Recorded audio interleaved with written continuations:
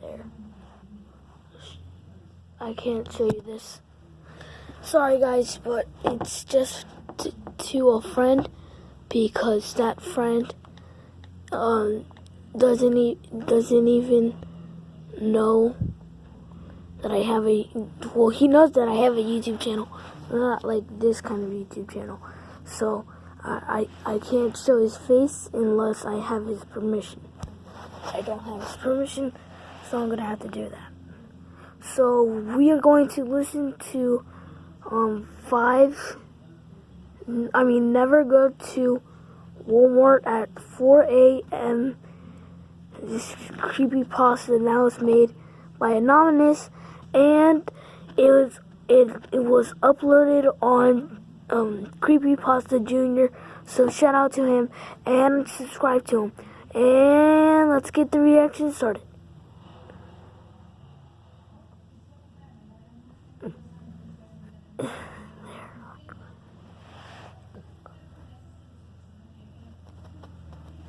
Did I even put it up?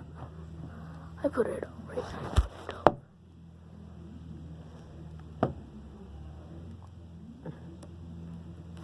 I used to work as an overnight stalker for Walmart.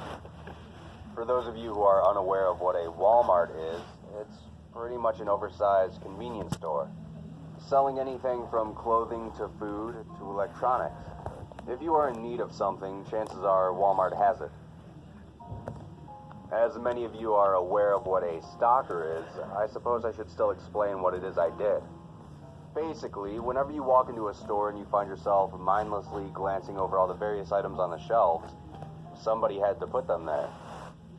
And that somebody was me. It's pretty much cut and dry as far as tasks go. Either you're taking inventory or unloading products from the back. However, for the most part, it's the movement of items from the back housing area to the shelves. For a lot of the youths in the U.S., working at Walmart is generally a first job location for those who don't wish to dive into the chaos that is fast food service. As for myself, I ended up with the job after recently getting laid off. The job market was rough at the time, and me needing an immediate source of income, I found a few other options. The job itself was fairly simple, and the supervisors were quite lenient on some of the regulations. For example, during my shift, I would be allowed to listen to music on my iPod while I worked. I'd be allowed some moderate breaks. To be honest, as long as my section got finished and I wasn't late or belligerent, I was pretty much left alone to do my job. I spent the first few weeks acclimating to my new schedule and surroundings. A lot of time was spent learning the ropes, so to speak. Meeting other coworkers, learning what is expected of me, the ins and outs of taking inventory, as well as proper stocking etiquette. Yes, I said stocking etiquette. Such as don't block the aisles, refrain from leaving boxes strewn about. If a customer is attempting to get an item you are blocking, to move your cart out of the way completely. Apart from learning the job, Sorry, I'm just trying to find an angle. Working the night shift can be somewhat daunting. Having to wake up when the sun is setting and coming home when the sun is rising takes some getting used to. Now, it's no secret that certain individuals frequently shop at Walmart. Even though customers come in all shapes and sizes, you do get some strange customers from time to time. From people dressed up in outrageous costumes to customers not dressed up in, well, anything. Hell, in my first week, a rather large gentleman walked up to me wearing nothing but those old school gym shorts. You know, the ones that are far too short for anyone to be wearing legally. He then demanded I tell him where the office supply department is. Why he's seeking the office supply department at 2 o'clock in the morning wearing gym shorts is beyond me. But that's not what this story's about. One night, after settling into my routine, I decided to take a much-needed break. Normally, there is a specific area for employees to take breaks, but me being a smoker, I usually took my breaks out back where the shipment trucks and dumpsters are. It's not the greatest of places, but it's quiet and beggars can't be choosers, am I right? I was standing out there, enjoying the peace and quiet, watching the light from the single street lamp bounce off the green sludge the dumpsters were leaking. when I saw movement out of the corner of my eye. From where I was standing, there were two semi-trucks side by side. I thought I saw someone or something duck between the two when I glanced over. Now, I know this goes against... Sorry guys if you saw that. Anything, but I like, called out to it. It's probably not gonna be on the video, like but the if movies, it is, nothing responded. sorry if you saw My that. mind first It thought was about just a homeless junkie who was notifications. sleeping out back, but So, didn't want to yeah. have the police called on him for loitering. Then my imagination began to shift to a knife-wielding psychopath waiting for me to walk around that corner and slit my throat.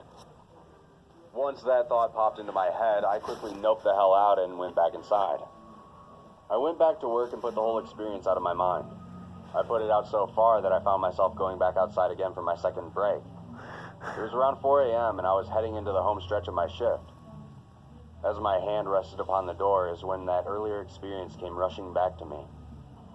After negotiating with myself that my need of nicotine was greater than my need to live, I pushed the door open and stepped outside.